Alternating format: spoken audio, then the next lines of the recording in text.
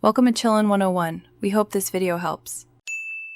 You begin by powering off and removing the case and SIM tray so you can inspect the edges. This prevents damage while you work. Next, power on in safe mode or use the built-in diagnostics to see if lines persist. This tells you whether the issue is hardware versus software. If lines disappear in safe mode, you're in software territory. Proceed to updates and rollback.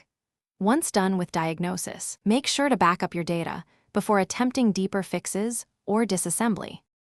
You now tackle software causes.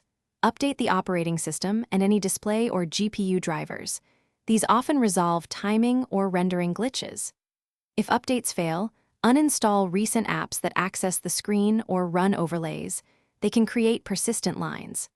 Adjust refresh rate and color calibration to rule out timing mismatches, and perform a controlled factory reset only after a verified backup. Make sure to test the screen after each change so you can isolate which action fixed or failed to fix the issue.